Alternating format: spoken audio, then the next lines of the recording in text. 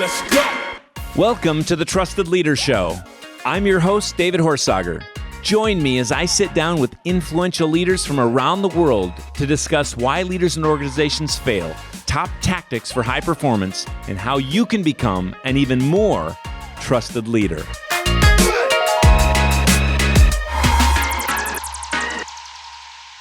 Welcome to the Trusted Leader Show. It's David Horsager, and I am so excited. I know I say this a lot, but I am so excited about this guest.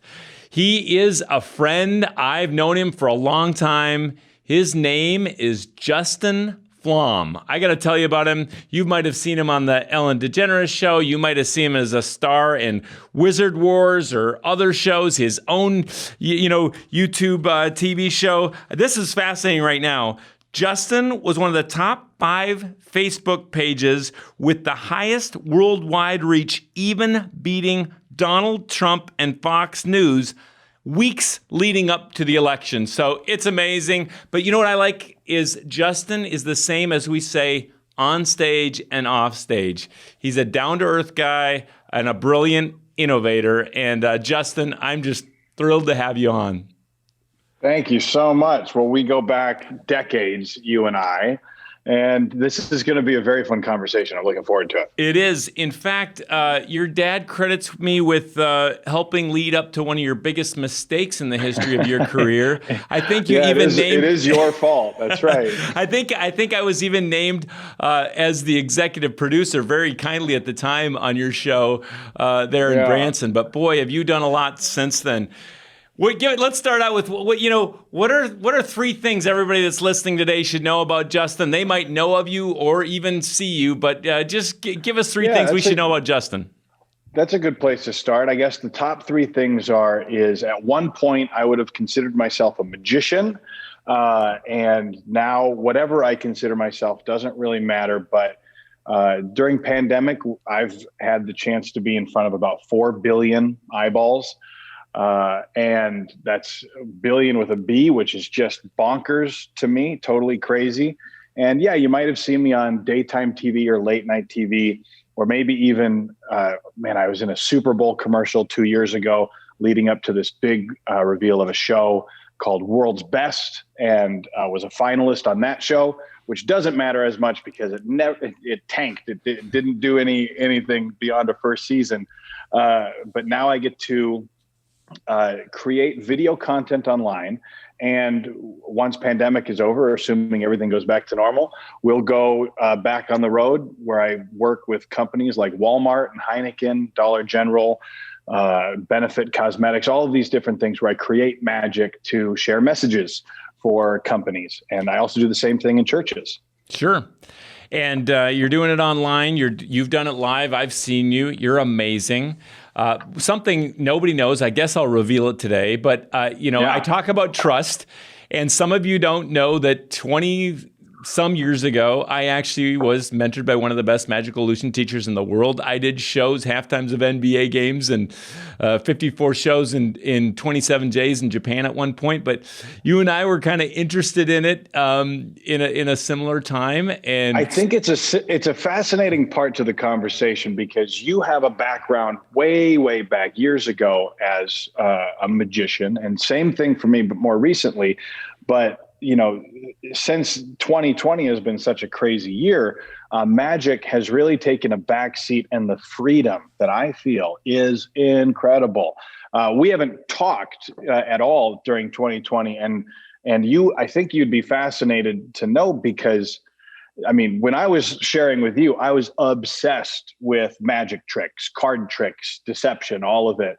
And really almost to the point where I don't care what else matters. I just wanted the best magic. And that focus allowed me to do things like the Ellen Show and James Corden and Late Night with Seth Meyers and things like that. But since then, kind of breaking away from just the magic and focusing on storytelling or entertainment or any of these other things that I'm doing now, the freedom is intoxicating. It is so cool and so much fun to stretch my wings and do things beyond just magic tricks. And it's been quite a learning year. It's very cool. Well, I want to hear more about that, but because I just kind of unveiled myself and nobody that I work with knows I ever did those things, I don't know if I was bored in some college calculus class, so I started vanishing, 50-cent pieces in my own hand or what.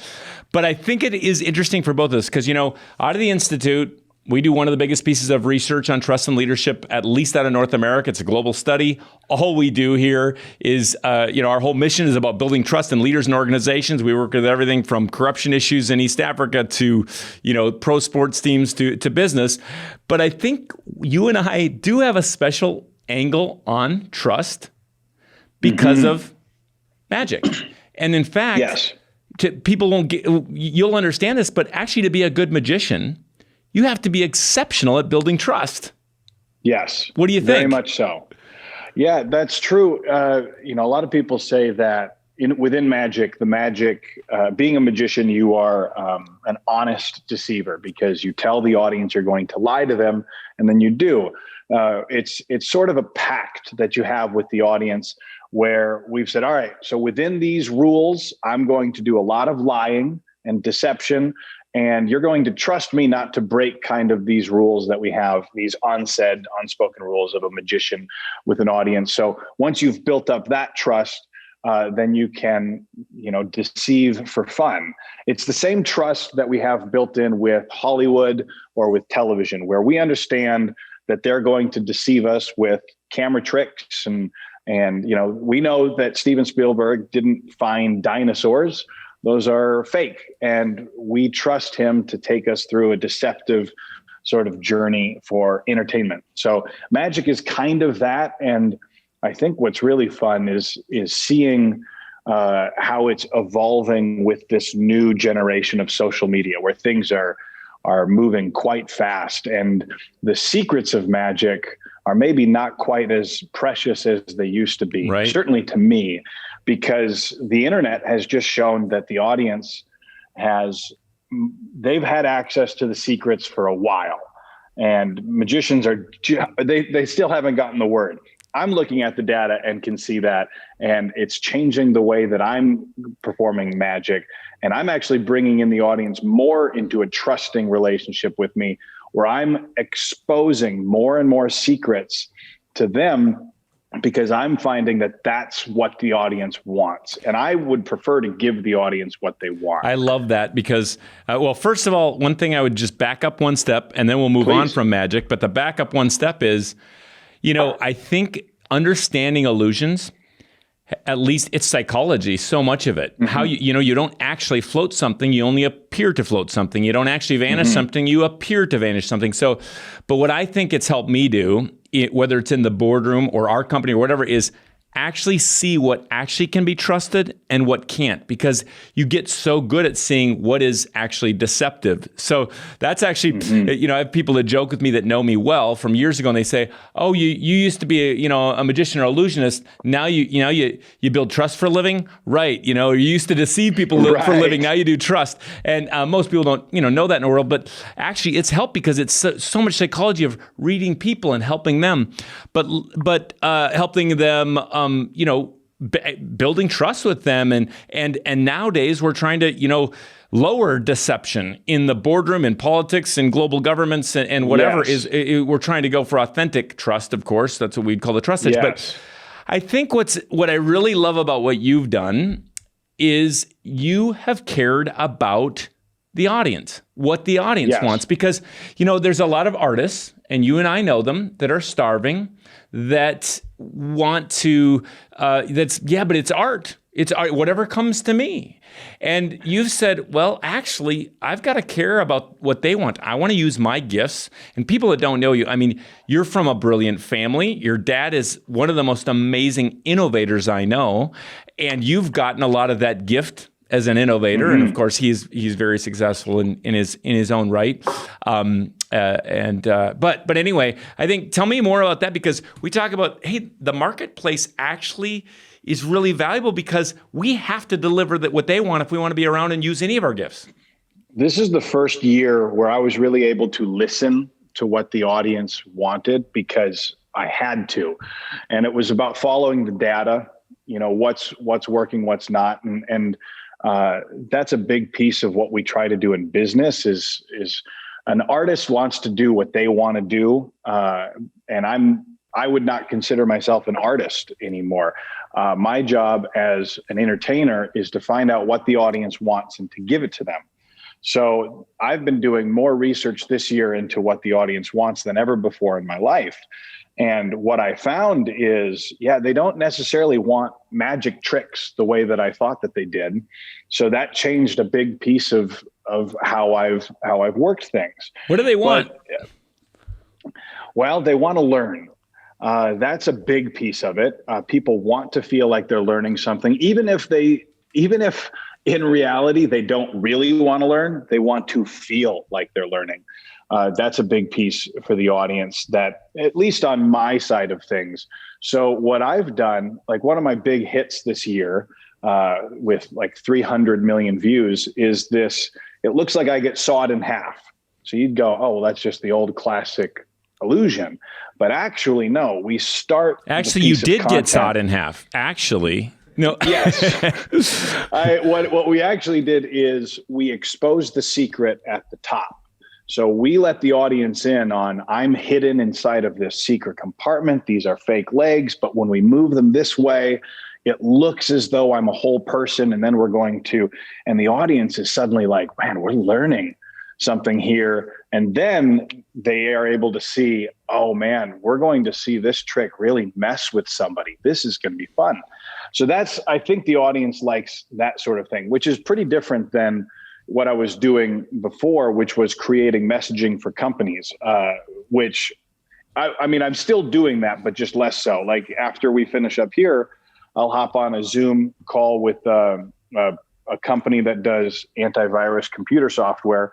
And I'm using magic tricks to communicate their message for the year, which is about time. So I'm creating magic with time and things like that. So it's juggling a lot of different things. All of the different stuff. I think you like that doing. though, and I think yes. I will. I don't know what I can or can't name as far as the big brands. You've done some advertisements for some big ones that I know of that were amazing and connecting. But I think one thing that the Coca-Cola one is interesting, and the way it came about is interesting, just because it has to do with building trust, but also just doing something for free that you wouldn't usually do. So I got to do an international ad campaign for Coca-Cola, which was absolutely amazing. And the bit that they wanted is they wanted to do all of these magical changes, revealing these brand new Coke bottles that they were going to have internationally, but to do it without camera tricks. So the text played on the commercial, and this was one that was big in movie theaters internationally. And it would say, there's no camera tricks here. This is magician Justin Flom and all of that. But the reason that Coca-Cola gig came is because I was doing something as a charity for Walmart. I went down to Arkansas to visit with Walmart for free, just out of the goodness of my heart, just to hang out with the executives, say hello to some of the employees in their big meeting. And I was there with Gina Davis and Nick Cannon, and just for fun and kind of as a favor. Which is, I've found nothing but success from doing just a kind favor, even for a big corporation like Walmart. And I got word from a very nice lady at the company. She said, hey, the Coca-Cola executives are in town and they're all in the front row. And I thought to myself strategically, great, this morning I'm only going to do Coca-Cola magic tricks. And I did. So everything I did used Coca-Cola in some way. And it was still very powerful magic, still very good. But that meant that 6 months later, our phone rang from an advertising agency and they said, listen, we don't know who you are, but Coca-Cola asked for you by name.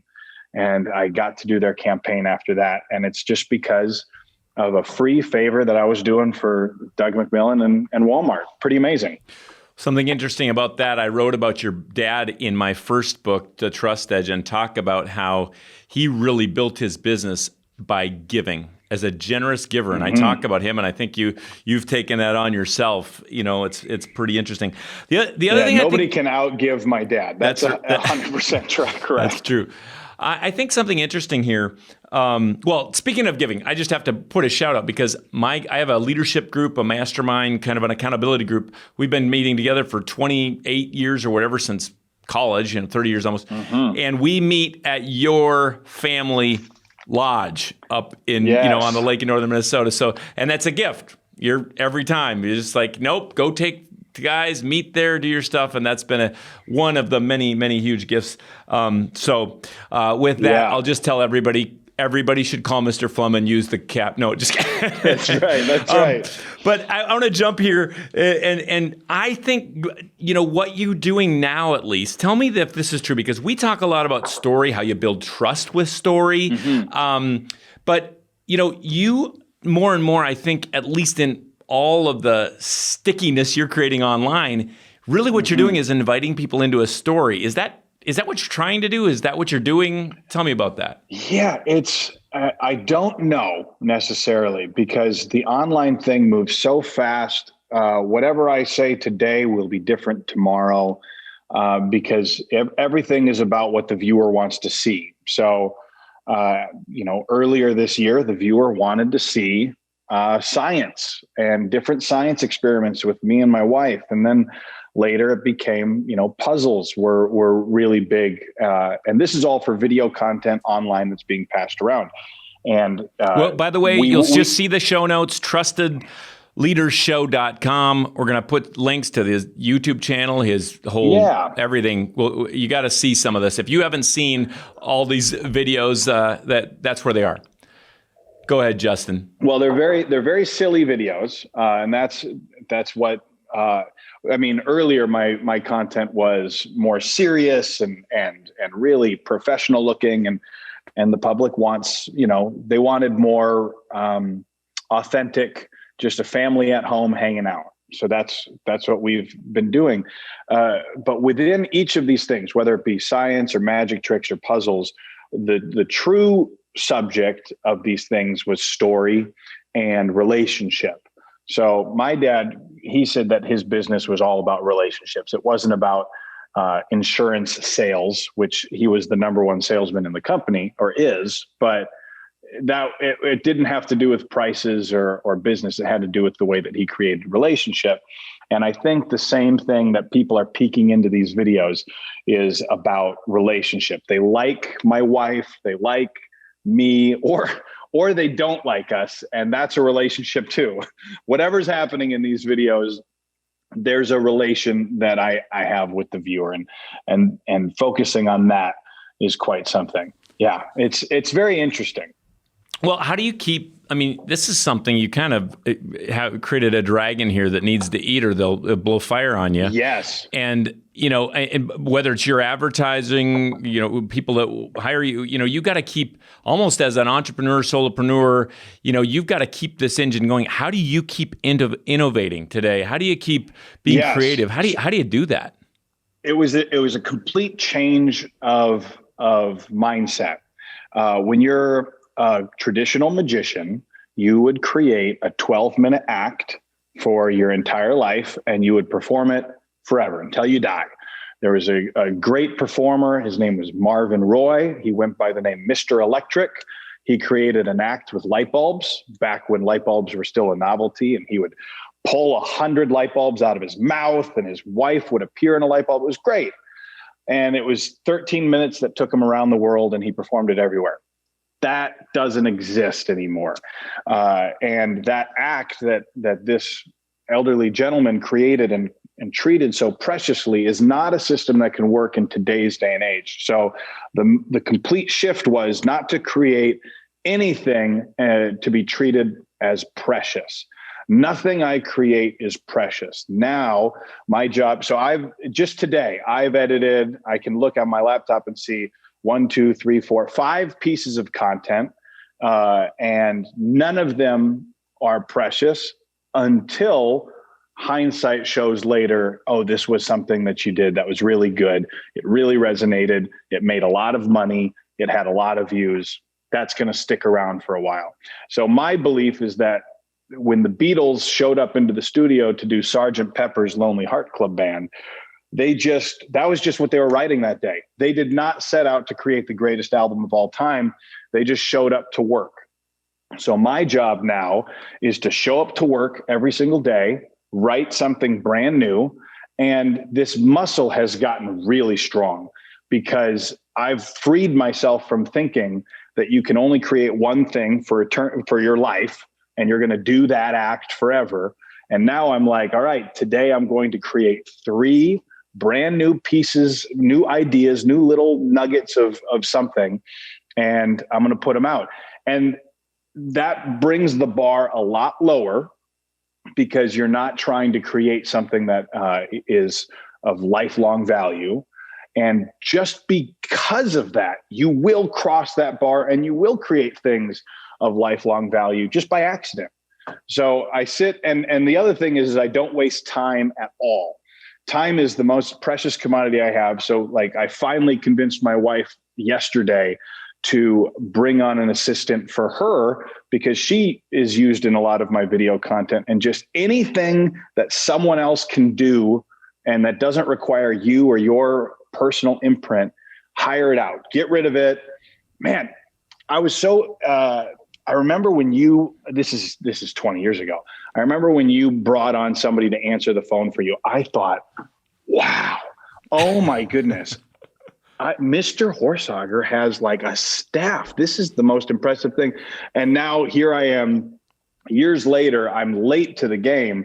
I'm finally hiring on all of these things to give me more time doing what I'm supposed to be doing, focusing on my strengths. It's pretty cool. I think that's really cool. I heard one time way back when I started, created my first business, 1999, but I heard someone say, hire it done. And that can be a little bit arrogant sounding. I started my first business with $1.40, 60 cents in my home account, 80 cents in my business account, moved back from being a director of this organization, put everything into my first business, lived in the basement of an older lady's home with my wife, with no windows, bathroom, or kitchen. We'd go upstairs and share her bathroom and kitchen, and we lived there for 2 years, and that's how we started it. I felt like at the time, if I could make $700 a month, I could pay all my bills, Right. But even then, I just, as soon as I could, I hired my first person, and then I could leverage my time, and then I hired my next person. And it was I've come to love giving people jobs, and I've also loved building a team. We're looking at a kind of, for us at least,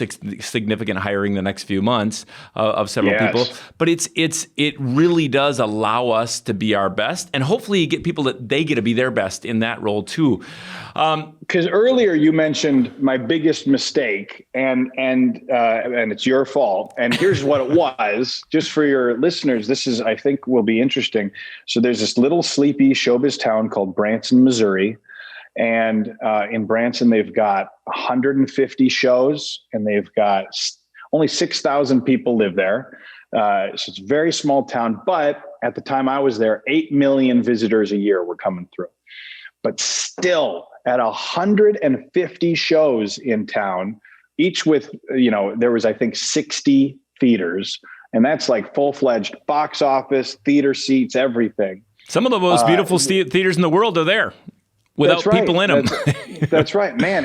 The Andy Williams Theater is my favorite venue on the planet. I love it. And I saw so many shows of him and Petula Clark and Anne Margaret. It was amazing. But I had my little show there, and I could not make it work. I did 5 years.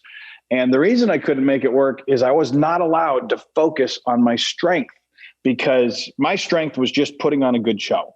But instead, I had to focus on payroll, and then concessions, and then running a gift shop, and then marketing, and all of these other things, because we didn't budget. We didn't have the deep pockets to hire any of that out. We had me and 2 nice old ladies helping out who were very, very sweet, but it was a burden on our shoulders that we could not handle.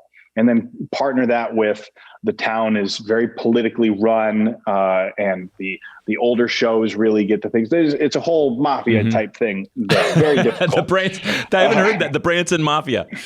Yes. In fact, I was having a very nice conversation with a senator from that particular state. And, even she as a senator knew of the politics of the town. It was quite something. But I did 5 years and then finally just said, why are we breaking our backs to break even? And really we weren't breaking even. We were losing. We ended up losing about $500,000 total. And, we looked at that and we said, well, we could have lost it in the market. It's a great learning experience. I never again need to sell tickets to a stationary show. And that allowed me to move to Las Vegas with my new bride and not have any desire to perform on the Strip. Instead, living in Las Vegas allowed me to create a brain trust of creators and thinkers. And really, it gave me the most cutting edge magic at the time, which allowed me to get on Ellen and create this TV show called Wizard Wars and all that, because the smartest brains were 2 blocks away from my house. And we were always spending time together, always working, always creating. That was the strength to focus on. Well, I think that speaks to another one, and that is team. You were really good at getting around the right people, building relationships with the right people authentically, and giving in those relationships.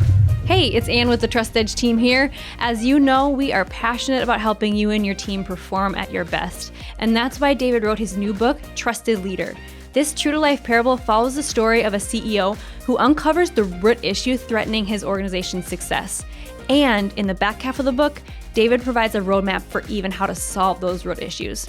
Get Trusted Leader for your team, your organization, or even just for yourself at trustedleaderbook.com. But let's go to that, what did you learn, whether it's, you learned some things from your kind of, you could say, failure there, but these shows, what I'm interested also in, we talk about trusted leaders, and trust is a long-term thing, and you've built trust because you've figured out a plan, a routine for creativity. Are there other habits or routines that you have that just kind of... 100%. What are some of those? Because what you do is you just consistently, now you're part of Ellen, she has you on off, and now you have some of these things but some of these things in showbiz that might be a one and done, but you have to keep at it. Right? What are some routines, life, personal or not? So the routine that I think is helping me a lot right now is being able, I get so distracted. I don't know if it's actual ADD or just a creative mentality, but if I'm working at my computer, as soon as something has to load or there's a little bit of time where I can't be moving, what I've done now, and I'll even show you if you're watching this on camera, I've got this book stand. And this sits next to my laptop with the book open. It's got the pages, especially this. And speaking of failure, this is an incredible book by Scott Adams, How to Fail at Everything and Still Win Big. An incredible book, really about it's funny. It's about not following your passion. And it's changing my life right now. I really love it because it's about following what is working and what's successful rather than following your passion. And that's where I've felt the most freedom is in creating a system of success rather than wanting to do what I want, which is quite a selfish thing that us quote unquote artists have done for years. So that's a new habit. We got to call that out because I think that's a big problem for people. They think, well, I should just do what I want. I'm only authentic if I do what I want for myself that makes me feel good. And I think that's not it. We have to think about what did they need? What would help them? What do they want? And so, by the way, we'll look it up and maybe get a link to that. If you're just listening to the podcast, that's a really cool idea, the little stand you have there to read. We know. Yes, it's great for my job because my job requires a lot of uploading and waiting. So I finished the video, set it to upload. I got 5 minutes to sit here where if I try to start another project, then I'm never going to, then everything's going to be messed up. So I have to sit here while this thing uploads. How am I going to be productive? I'm going to do this reading. And the real synopsis of the book is to say, you're worried that you're not going to work with passion if you're not working at what you're passionate about. But I promise you will be passionate about what you are successful in. So if you start finding success in, managing a plumbing company, you're going to be passionate about it because it's bringing in money and you're finding success at it. So That's a new total freedom for me, is to be passionate about something that's successful and to chase that rather than to chase some desire that I had when I was 10 years old that I never let go of. I love that. I love it. And so you've got a plan there for learning. I mean, we know great leaders are great readers. We've heard it a lot. I remember not too many years ago looking at the data and finding the number, average American watches 1,287, I still have it in my head, 1,287 hours of kind of junk TV, which is kind of what you create, right? No, just kidding. But is kind of like watch TV that's kind of entertaining or whatever in value. And the average American reads, and we know you can gain a lot out of reading, right? Especially a good book.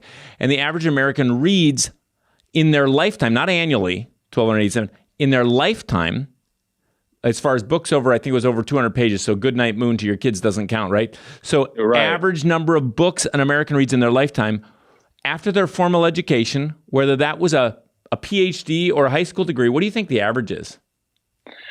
So I'm not going to give away the answer because I know the answer to this because I've read your books. Okay. But the answer is... one. And is that not incredible? It's one. And so what happens is you got people not learning, you got people not growing, and it's getting this this mushy kind of mindset that isn't growth oriented. And I'm proud of you and seeing you there, keeping learning. But it is sad to me. Of course, it's really bad news for an author, by the way. That's bad news for an author.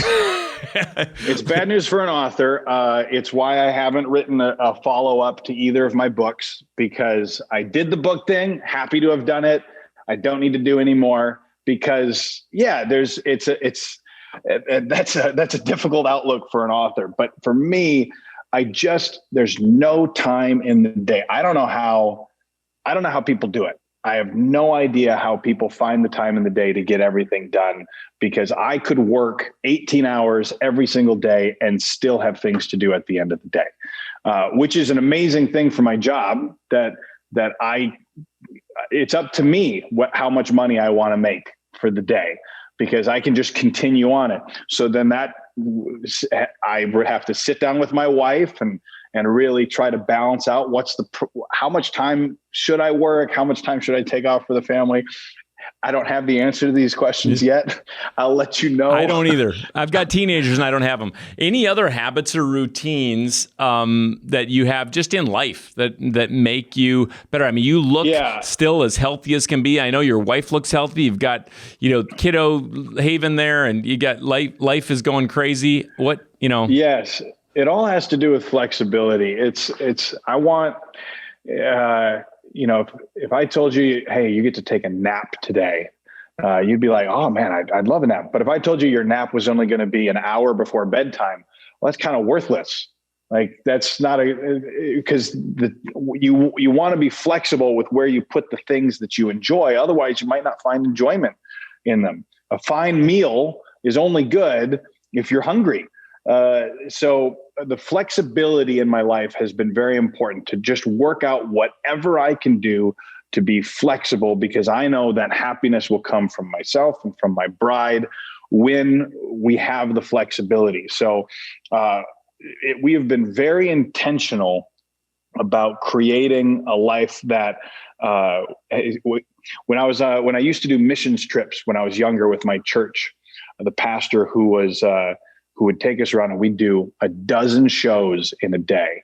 We'd jump around from orphanages to parks to soccer stadiums, doing shows all over Peru, Kenya, Egypt. And he said, folks, what I need from you today, and he was talking to the crew, he was talking to choir and the magic team, the children's team. He'd say, rigid flexibility. We have a plan, but I need rigid flexibility from you here, because things are going to change, things are going to happen.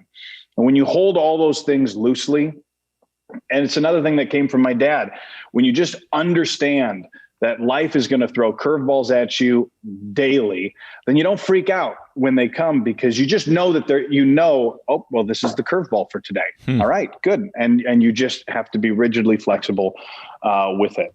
And then I think the other habit, which I've kept up now for the last 2 years, is writing every single day. Now that's important for me in my job, because I'm creating content. So I need ideas. I need, funny things to communicate or whatever. But whatever you're doing, you just have to do the new thing every single day. So Seinfeld put it to, he had his way of thinking about it was perfect for me, because I'm sober now 12 years. So, and the way sobriety works for me is it gets easier the longer it's been, because I've built up this amazing point system of 12 years. Do I want a drink more than I want to have this amazing accomplishment of 12 years of sobriety? No, I don't want that more. I want this more. So Seinfeld's routine was called Don't Break the Chain, which was wake up in the morning and write. Doesn't matter what you write, you just got to write. And then you get to go to your calendar, you put an X through that day in the calendar. Next day, write and put an X in the calendar. Pretty soon, you're going to have a chain of X's in your calendar where you've written every single day. And what's really exciting is you don't break the chain. And pretty soon, you'll have a year where every single day you've written. And I'll tell you the truth, I'm not a very good writer. I'm not the best, most creative guy.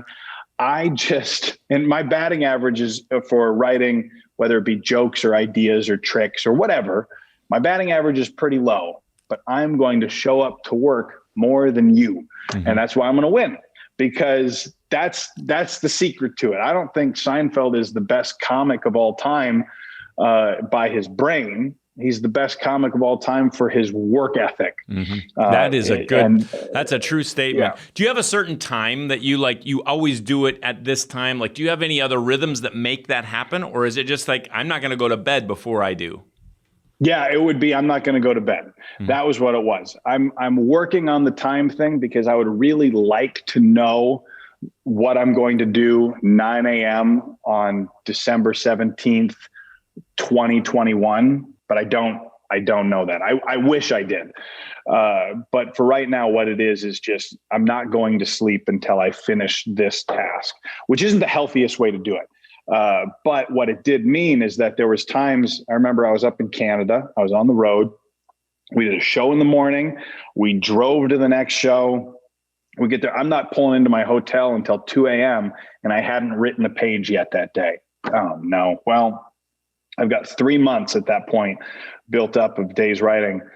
I don't want to throw that away. So I spent 45 minutes writing before I went to bed, because I would rather have written. I love that. That's just a discipline. What's writing? What is it? Do you give yourself a break at one sentence, 1 page, or 5 pages? I know for Rory Vaden, he made it 4.5 years, and his was basically it's 12 minutes, but all he had to do was, I just got to break a sweat. I'm going to work out. I'm going to work out every day. It might be 6 minutes, but I got to break a sweat. It's got to be a real sweat. So I can't always go to the gym. I can do sit-ups in my hotel room, whatever, but I got to break a sweat. So 4.5 years. And he's a good friend of mine, and he wrote, Procrastinate on Purpose. And you Take the Stairs, and some great books. And, but I think it's interesting. He knew what that meant. What's it mean to you to write? Right. For me, it was a page. It was just get a page of ideas down. And even if they were bad, and really, man, I heard a great piece of advice from John Mayer where he said, write bad songs, finish bad songs. And what he was saying, he was speaking at Berkeley, and a kid asked, he's like, Mr. Mayer, what do you do if all of your songs that you're writing sound the same? And he said, well, are you finishing these songs? And the guy kind of sheepishly, he was like, well, no. He says, you're not writing songs that sound the same. You're trying to finish one song. Write the bad song, get it out of your system, and then move on. So for me, if the thought is running around up here, I got to get it down on the paper. And if it sucks, that's fine. Now it's out. Okay. And you have to get the bad ones out, because otherwise you're going to constantly be revisiting it in your head. And I thought that was a pretty good piece. So now I treat it that way for videos. Like I will just do the bad video, because you don't know. You have no idea if it's good or bad. Just get it out of your system. So you've got to, this is fun. it's so fun to see how you've grown up too, because you're it's like, but let's just take, you have a massive amount of influence today. Some people would say leadership is influence. We believe trust has something to do with it too, but with influence comes massive responsibility, I believe. Of course, some people don't believe that, but what do you when you think of a key to leadership, you're leading now, or at least you're influencing a whole lot of people. Do you feel any weight of responsibility? You certainly bring a lot of joy. You bring a lot of fun. Yeah. But is there any framework for responsibility that you bring to this role? My dad was talking about it with me, and he would like me to use the influence for good sooner. Like get on it right now. This all feels very new to me because while I was successful for the last decade, I was on tour with Florida Georgia Line, doing arenas like Madison Square Garden. It's probably the highlight of my life up until this year, and talk shows and TV shows and all of that. But it still felt like I was building. It didn't feel like I had any sort of real audience, because in the modern world of the algorithm, you have to earn the audience's eyeball every time. It kind of is this trick that the big social media companies played on us, where we all consolidated our following or our fans to these pages, thinking that we would have access to them, like an email list.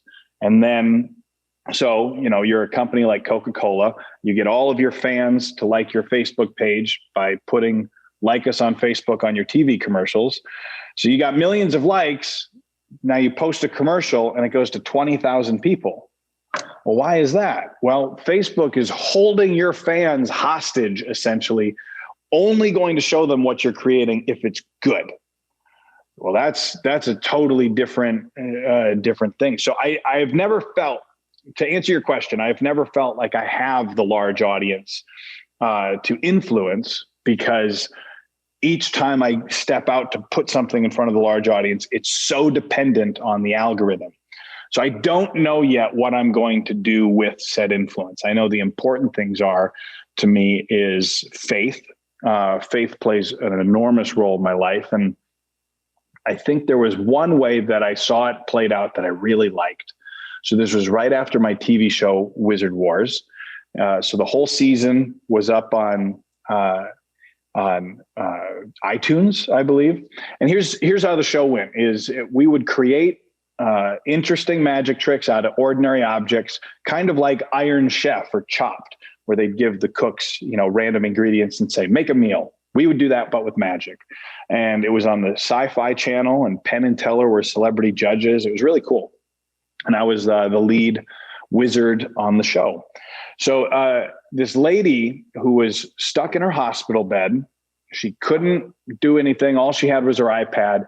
She binged the whole show, watched through all of it. And I'm happy to say I was her favorite. So she goes and she finds me on social media, and she sees in all of my bios on Twitter and Facebook and stuff, the words Christ follower. And she didn't really know what that meant, but she knew she liked everything I did on TV. And then she liked everything she was seeing online with this family dynamic and these backyard parties that I would throw for friends. And she's like, I don't know what this guy has, but it's something special. So she calls the hospital chaplain over and says, what does this mean, Christ follower? What is this? And there, that hospital pastor led her to faith in Jesus Christ. Now, that's an amazing thing for me, because that's something that's important to me. And I didn't do it. The part I had in it was just by pointing with a lifestyle to that.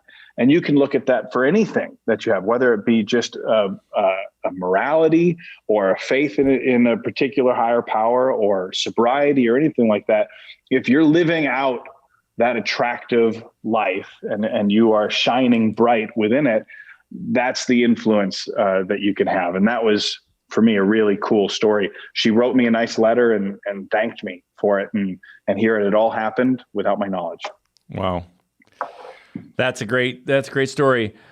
So what's next for you? What's exciting up in front of you these days?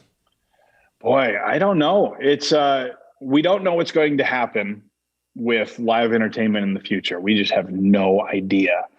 I was watching my buddy Justin Willman do a live Zoom show, and it was amazing. He showed me his setup, and he's got the amount of re-education that I went through back in March to creating online content. My buddy, and he has a Netflix magic show, so he's full on magician still. And he went through the same amount of re-education, but to become a broadcaster. So suddenly now he's got a standing desk, giant monitor showing all the Zoom rooms that he's doing. He's got video switcher, 3 camera setup. It looks kind of like the room that you've got there for all of this. It's incredible. I could see something like that being an option, but I think the way the future is looking for me is I am just having so much fun creating silly content online that the audience, following the whims of an audience. The freedom that I've felt writing these sorts of things has been a lot of fun. And we're still pitching television stuff. There's some fun scripted television stuff in the works that still have a 1 in 100 shot of going someplace, but 1 in 100 is actually pretty good odds in TV. So we'll see. Where do you get inspiration these days?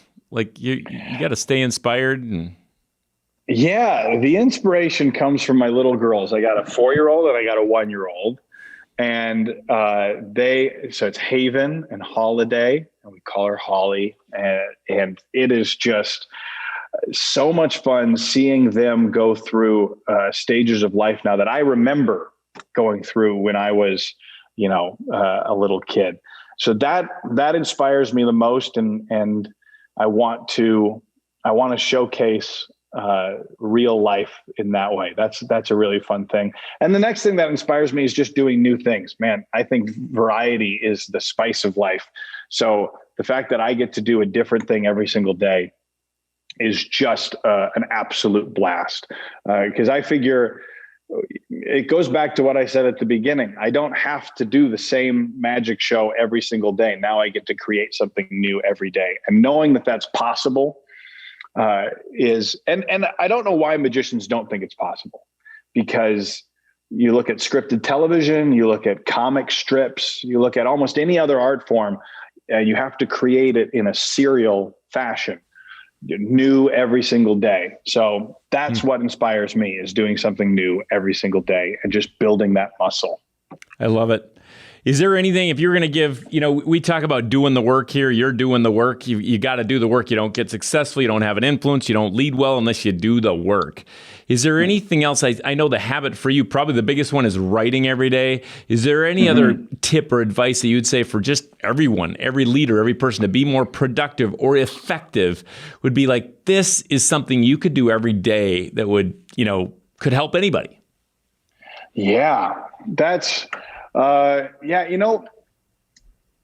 exercise, because, and that's the most boring sounding one. People, man, there's people who clicked off the podcast right now as soon as I said that, because they're like, oh, come on. The endorphins that are released when you exercise, they give me such a productive mentality. It's like a magic trick. Your brother, by the way, puts both of us to shame. We don't want to stand next to him with his shirt off, but he's got some great tips. You talk about a guy that's created incredible business and life, but what's your favorite exercise? What's something you do or you like to do regularly? So I just like lifting. I like any kind of lifting. I hate cardio.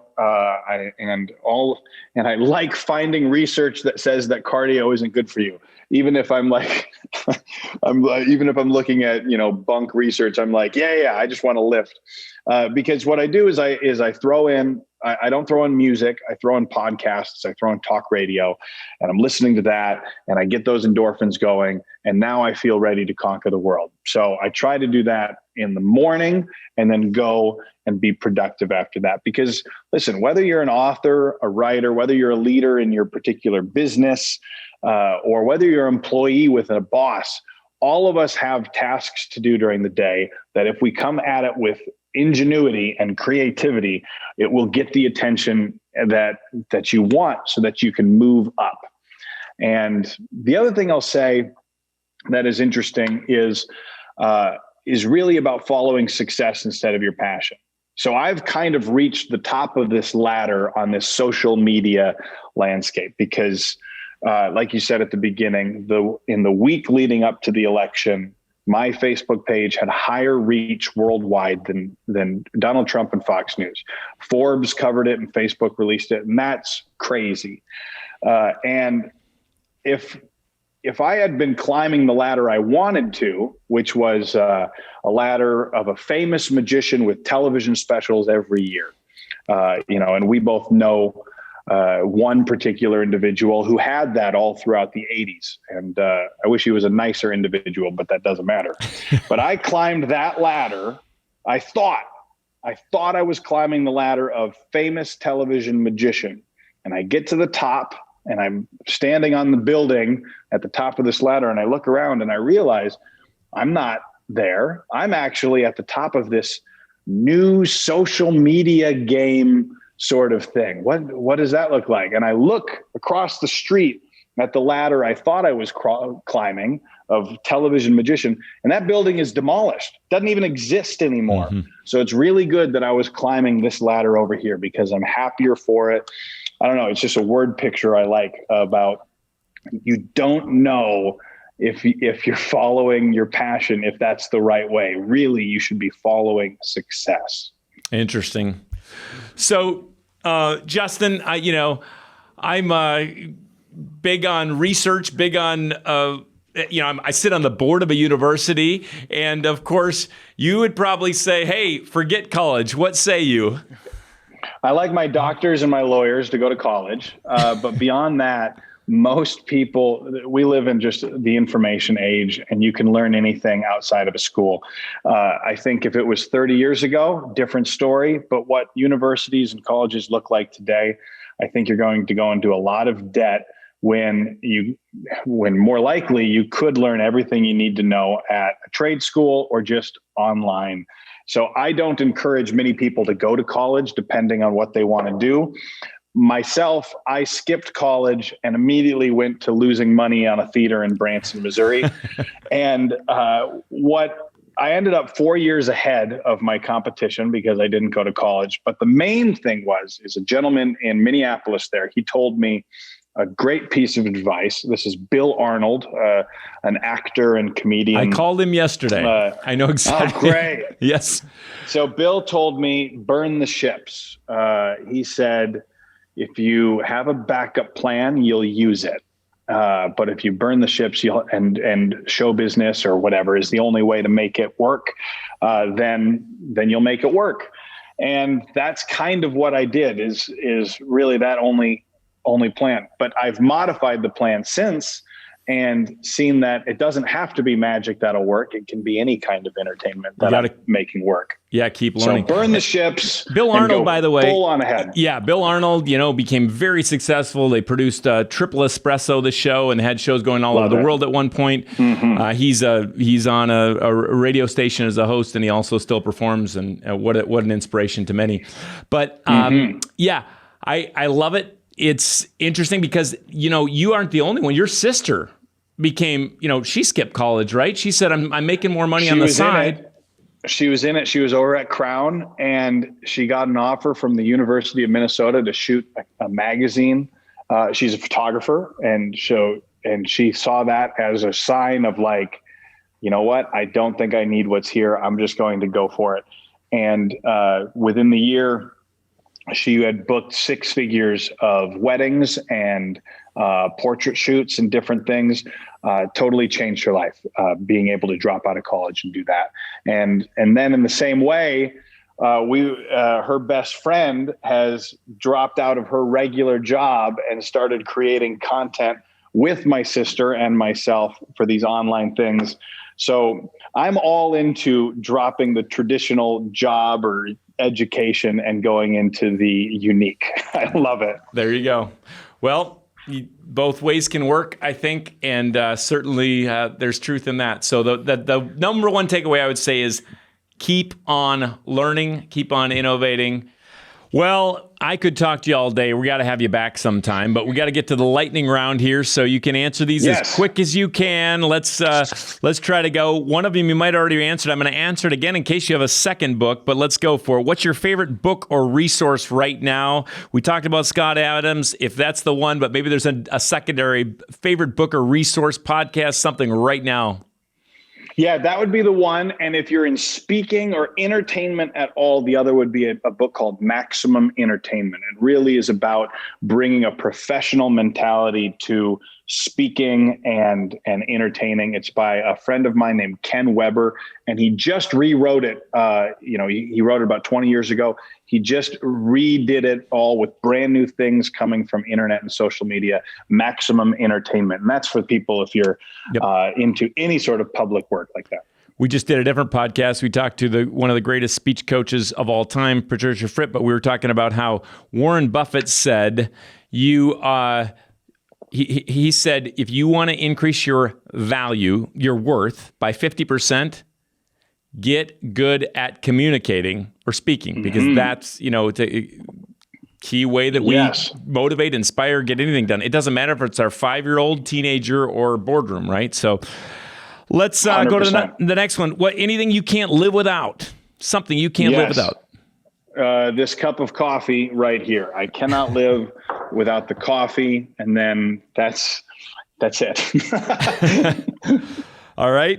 Do you have any you've given several quotes? Any quotes you kind of live by, or any thoughts that you think this is my mantra, or a quote or thought that I live by? Oh boy, finish strong. I had a teacher in high school named Mr. Sheahan. He's passed on. We lost him to cancer, but he had just about finishing strong. Man, there are days when you're lagging and you're like, I'm not, but if I can just power through and finish strong. That's a good one. It goes for days, it goes for years, it goes for life. All right. Well, this has been an amazing conversation. Kent, anything you wanted to just say? But I've got one more question to end with in a moment, but I'm going to give a recap. Kent, what are you thinking? Okay, I think a question I had was, you've been very innovative, especially this year, as a lot of people have tried to because of COVID. So I was just wondering if you had any kind of advice for people who maybe feel a little more stuck. They don't know exactly how to pivot from where they are. They're kind of, what they're doing isn't working. Do you have any kind of tips or advice to be able to kind of get past that mindset of not wanting to change? Gosh, I wonder if this is the right way. This probably isn't the right way to say it because this is going to sound unkind, but what it is that most people don't care about you is the way I'll say it. And let me clarify what that means, which is just, you imagine whatever risk you're taking, whatever silly thing you're doing, whatever new pivot you're trying, that the entire world is looking at you and judging you. And the truth is they're not thinking about you at all. They're too busy thinking about themselves and their own pivot. So that understanding that really freed me up at the beginning of COVID to make a hard pivot. And I mean like a really hard pivot. If you were to watch content that I created in November of 2019, it was my most artistic creation I've ever done. It was something called Magic Mixtape. I wrote music for this thing and created original magic, and it has an average watch time of 20 seconds. And this is for a 20-minute piece of content. So that's what we would call a failure, even though it's my proudest artistic little piece. And then just 4 months later, I'm doing what some people would say is the most unartistic thing I've ever done, but I'm seeing the most success. And that was only possible because in this hard pivot, I did not think at all about what people thought about me. And really, I've zeroed in all of my focus into my immediate trust group of friends and family. And if I only care about what they think, it's really an us versus them sort of mindset now, because it's so new to not care what the magic community thinks, or to not care what the elites think, and to really only focus on, here's my trusted group of advisors and here's my family. What do they say about what I'm doing right now? And if I'm good there, then I'm good. I love that. You know what I also love about that, by the way, did you have a follow on with that? Okay. I think what I like about that is that you don't care what everybody else thinks, but you do care what some people think. And that means you have some accountability. I think there's some people that renegade and they just kind of selfishly or actually inauthentically say, I don't care what anybody thinks. Yeah, you do. Yeah. But that you care, the key there is caring about what the right people think. So having an accountability, a trusted advisor group, having your family, I often think, what would grandma think about this? It's like, well, that helps me think about it, right? But not caring about what they think. Yeah, I love that. So this is full of all kinds of stuff. What a great conversation. There are just so many things here. I mean, I just wrote some things down as we're talking. Most people don't care about you. I think that's a truth. Success from kindness wins. They want, when we're talking about the audience wants story, relationships, and authenticity. Must not create anything as precious. You got to do the work daily. Time is the most precious commodity. These are just a few of the key takeaways today. You failed because you couldn't focus on your strengths at first. That was in Branson. Rigid flexibility, right every day. Variety in doing new things sparked your creativity. There's a whole lot more. Finish the bad songs. Finish strong. And this, I'll leave with this one. Don't break the chain. Don't break the habits. But before I get to our final question, where can everybody find you, Justin? Right now, most people would find me on Facebook. Facebook is where the wealth of content is going. And you can just search my name, Justin Flom, there. I mean, we're posting not just my own content, but I've got a whole team of people creating silly things, and they are all being posted underneath my name. Pretty fun bunch of content. Or just if you want to contact me directly, justinflom.com. And there you can see some of the professional stuff I've done for Heineken or Dollar General, or you can reach me directly and maybe see about creating a custom magic message for something you want to do. Sounds great. Well, it is the Trusted Leader. By the way, we'll put all that in the show notes, and we'll put all the links to anything talked about. Just, also just to remember, trustedleadershow.com. We have everything on Justin. The thing I said at the very beginning, you're the same on stage as you are off stage, authentic and just super fun, down to earth, but brilliant and innovative. And it's a treat to have you on.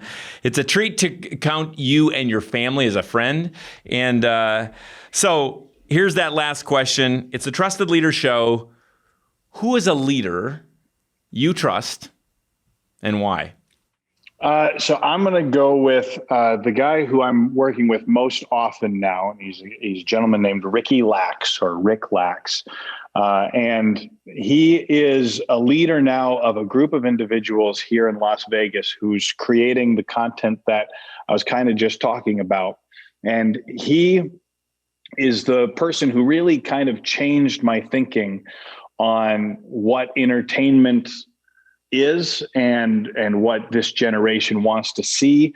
But beyond all of the smart things that he did as far as this pivot in what entertainment looks like, the reason he's a leader is the community that he's been able to foster. I don't know what leadership's books he was reading. He's definitely looking at things like a network head. I know he was reading the Bob Iger Disney biography and things about like I forget other personalities like that. But the community that he fostered was not just for himself taking risks and doing new things and not caring what other people thought, but really instilling that in a dozen people around him. And there's an old thing in improv called yes and. And yes and is just basically an improv game, and you'd see it in sketch comedy and many other things, where when somebody comes into the scene with an idea and they go, hey, my brother was just abducted by aliens. You, as the actor playing opposite, say yes, and then you add to it. The reason being is you never want to say no, because that'll stop the momentum right in its tracks. And also, you want to be able to build this positive, creative energy towards some crazy new idea. And saying yes will bring you someplace that you didn't know that you could go to. So we don't just play yes and on camera, which we certainly do, because most of these videos are very improv sketch type things. We also say yes and in life. The way that we brainstorm, the way that we work together, the opportunities that are coming, I say yes. And what about this? And yes. And what about this? So obviously there's a lot of wisdom into saying no to a lot, and you can gain your profits by saying no. So we're not knocking that. I've said no to more than I ever have this year. But in a mentality of a community, building a company, which is what we're doing essentially, is we're taking several dozen people trying to create a new company here in Las Vegas. We are all saying yes and to what we're doing. I don't know if that makes sense, but as a leader, Ricky Lax, fostering that's who I would say. And you can see his content online, and he's the only Facebook page beating me as a personality in that top 5 pages leading up to the election. Is you'd see Justin Flom, and then just above me, Ricky Lax. Oh, that's it. Interesting. Well, it's been said many times, you're the same about creativity, success, wealth, and everything of the people you hang out with, and probably, and even character and waistline of the people you hang out with. So hang out with people that are, if you want to be healthy, hang out with people that are healthy. If you need innovation, you hang out with people, hang out with people like you. And certainly I don't want to be the smartest guy in the room. I want to be learning from somebody else who's smarter than me in that room. Well, there's a lot more smarts that we could gain from you, and a whole lot of insight and inspiration today, and just a fun conversation. But with that, you can check out trustedleadershow.com if you want any of the notes or connect with Justin. And thank you for listening to the show today. Keep on building trust, and we'll see you next time.